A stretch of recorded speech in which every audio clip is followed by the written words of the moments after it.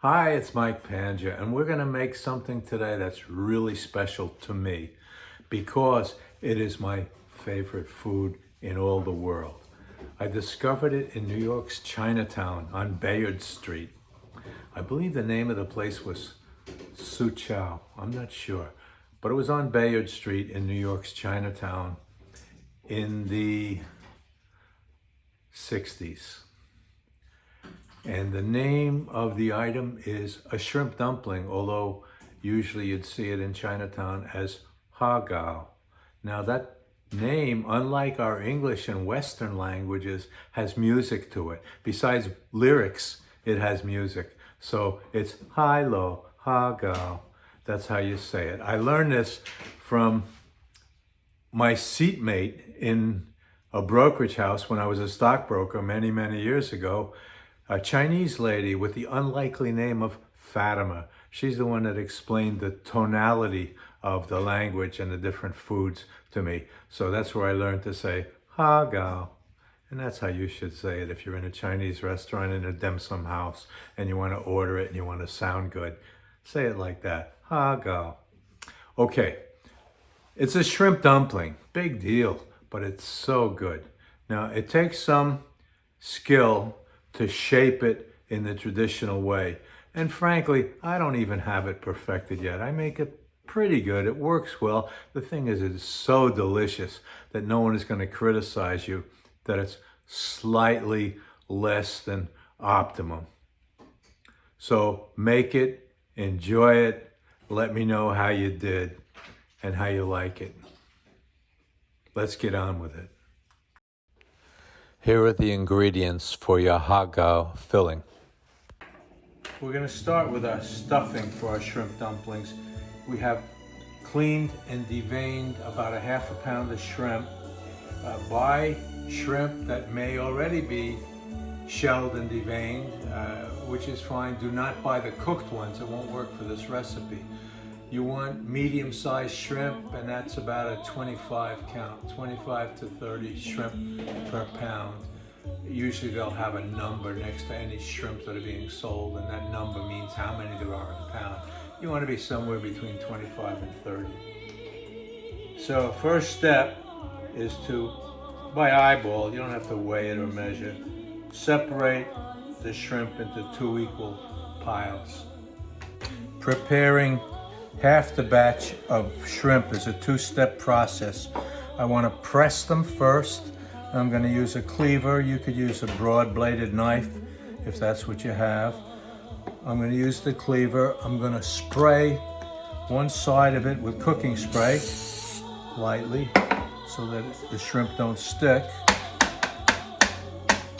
Here's the half a batch.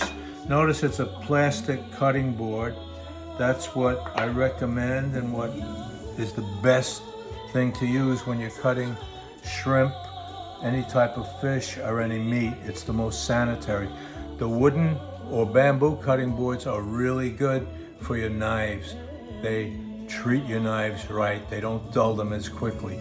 But they can become unsanitary. Once you cut meat or fish on them, it's hard to get them back to pristine condition. So use plastic when you're dealing with meat or fish. See what I'm doing here? I'm smacking down on each shrimp. And then I'll cut them up.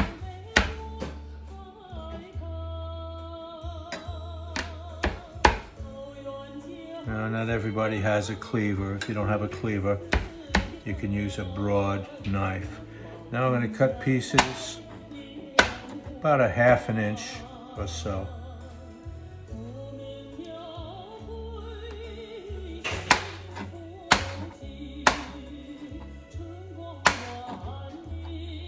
I'm going to throw the whole shrimp as they are in with the cut up shrimp.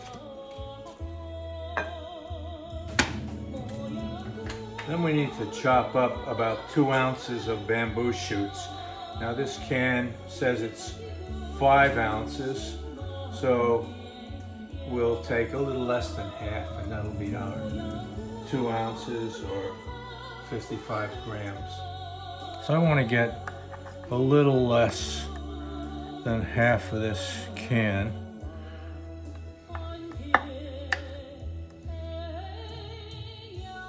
I'm using some doubled up paper towel to dry this off, and as you can see, I'm using my wooden cutting board again, which I'll always use for cutting vegetables. I want to cut these into smaller pieces.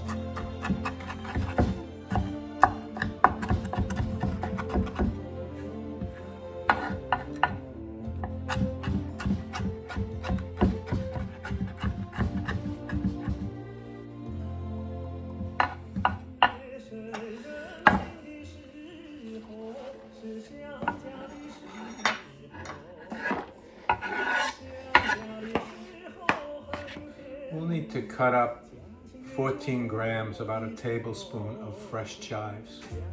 I use kitchen shears. Fold them in half, line up all the pieces, fold them in half, and right where they bend, well, I got a little exception here. I got a couple of pieces sticking out to trim off. Now right where they bend, I cut right through that, and then cut every 1/8 of an inch or so. And I can get 10 or 12 pieces at a time.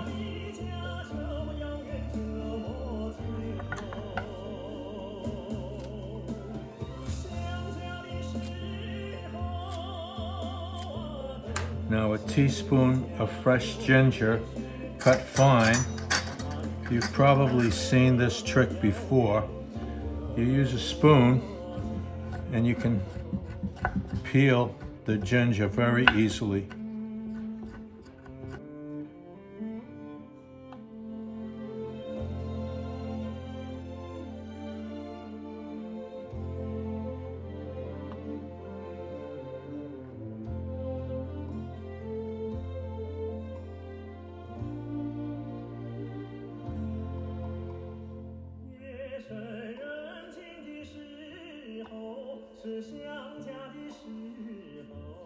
At this point, I like to combine some of the dry ingredients.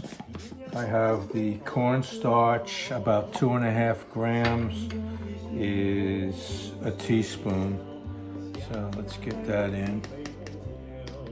About a teaspoon of cornstarch, 1/4 of a teaspoon of salt, a pinch of sugar, and a pinch of white pepper.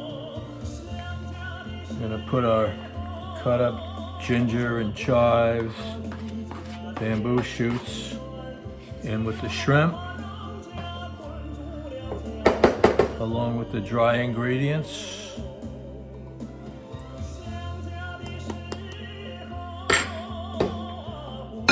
We'll stir that up.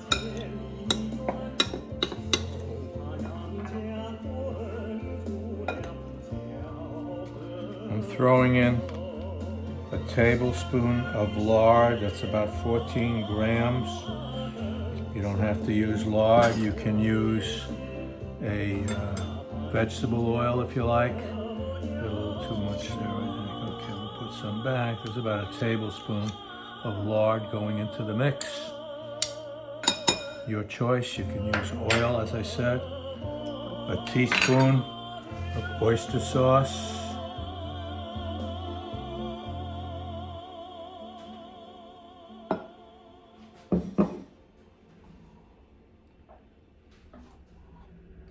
It's about 6 grams. Half a teaspoon of sesame oil. That's about 3 grams.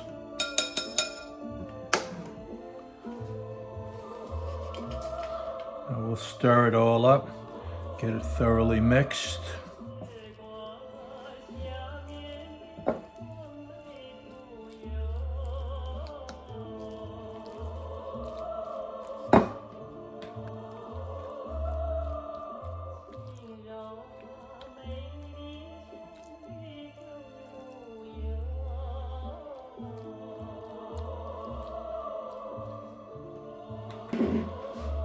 Now I'm going to cover this and refrigerate it until the skins are ready to be stuffed.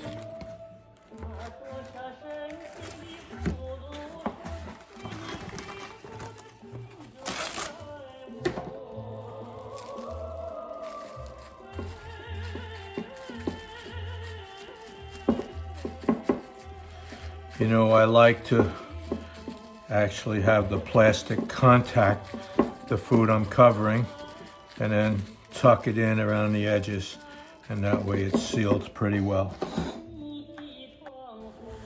Here are the ingredients for the skins for our shrimp dumplings.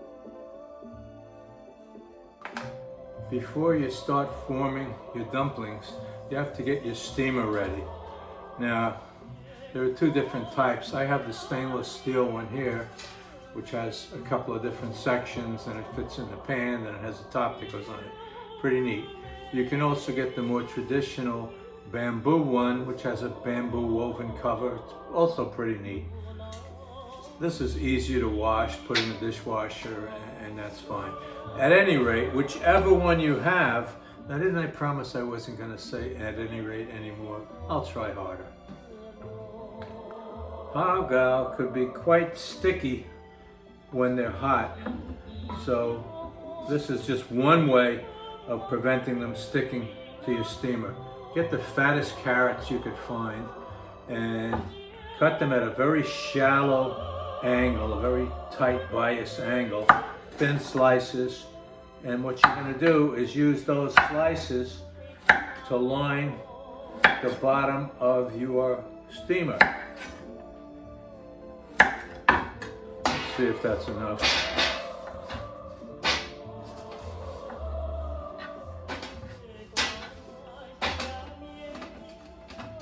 I could use a few more to cover the bottom. I think that'll do it.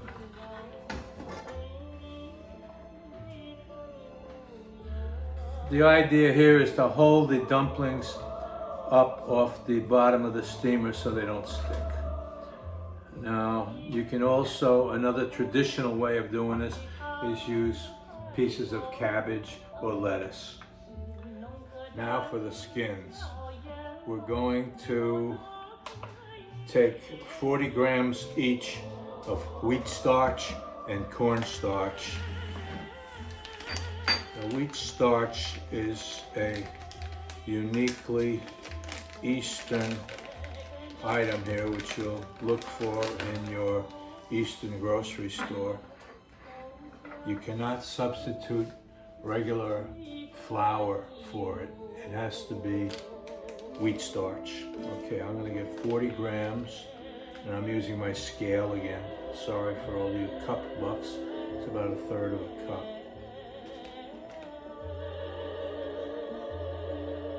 $37, 40 on the button.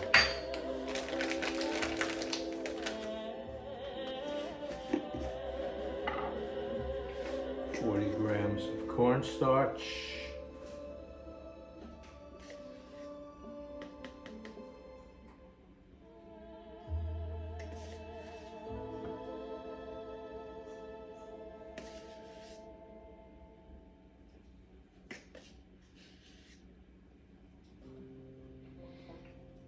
$41. Okay, let's try to hit 40. There we go, 40 exactly. Great.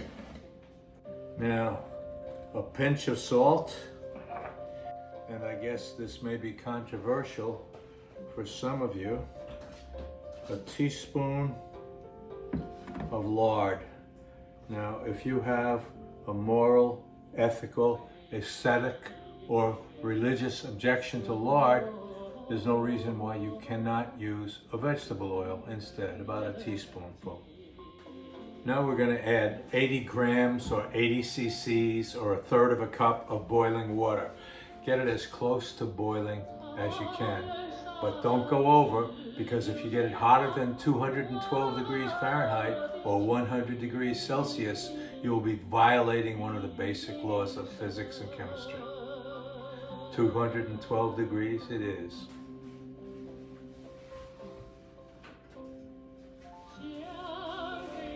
It's important that it actually be as close to boiling as possible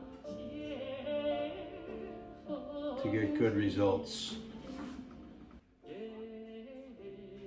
81 grams. I think that'll work. Let's mix it all up.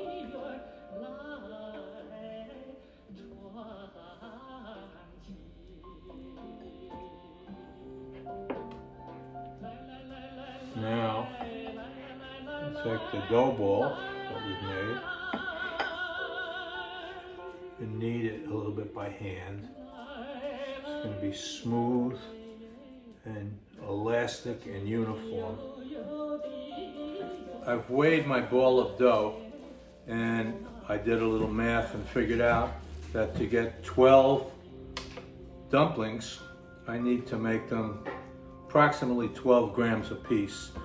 So, hey boy, I was good on that one. Well, 13. Okay.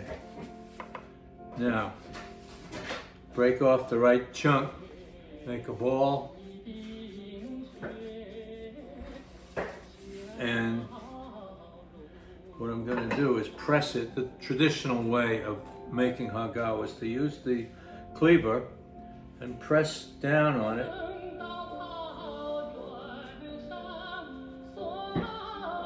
to make your disc. Now, you can use a rolling pin to stretch it out a little bit. A little caution, don't make it too thin and keep it as close to a circle as you can. So I'll go a little bit out this way, a little bit back, a little bit to the side, a little bit to the other side. You have to take care not to make it too thin, because if you do, it'll tear when you form the dumpling, okay? I like to pick it up from my work table. Well, this one is bad already, but I can press it together. It tore a little bit there. Okay, and here's the artistry. Here's what you have to practice. You have to take the far side and make pinches along the edges and go halfway around. Actually, you start with a quarter way around in one direction, then you go the other quarter in the other direction, and you're pinching these little peaks on the edge. Okay, so I've gotten about halfway around the circle. Now the next part is also pretty critical, and you have to be very conservative. I know you like to be generous with the food that you're making, but this is not the time. You have to be very stingy with the filling, because if you're not, it'll be very easy to burst through the dumpling. Now that we've made those points, we take the opposite side, which is just basically round, and we're going to fold it over to the points and press it in and seal it. Seal the end, seal the points, and that's it. We've made a pretty nice dumpling. Okay? Now we'll put it in our steamer and do the rest of them. Putting those little points on the semicircle is a little bit tricky, so you'll have to practice. If you make 12 of them, maybe you can sacrifice the first 3 or 4. But actually, I found when I was learning to make them, that wasn't so bad, because you could still steam them and they still taste great, even though they look bad. They're split and the filling is coming out and so on. Don't waste them, don't throw them away. Steam them with the good ones. By the time you get to the last 4 or 5, you should have it down to a science and be able to make presentable dumplings. Meanwhile, I have the lower part of the steamer on the stove, getting the water ready to boil, and then when they're all ready, we'll put them in there, cook them, and have some fun. Here's what the pinches look like going around half the circle. Then you'll use just a little bit of filling and fold the bottom half circle up to the points and press it together. Now I put the bottom of my steamer on the stove. The water in the steamer is boiling, so there go our dumplings. Put the cover, and we're ready to go. 8 minutes and they'll be done. Try your shrimp dumplings with a little bit of oyster sauce or a little bit of hot sauce. Why not try them both ways? There you have it, shrimp dumplings. HAR GOW. If they're as delicious to you as they are to me, pay me back by making sure you've subscribed. Whether or not you've subscribed, be sure to share this video with someone else that you think might appreciate it. I always like hearing from you in the comments, so send me comments if that's your desire. You can also email me anytime at mike@mikepangia.com. Okay, it's been a pleasure. I really enjoyed sharing this with you, and I look forward to seeing you again next time.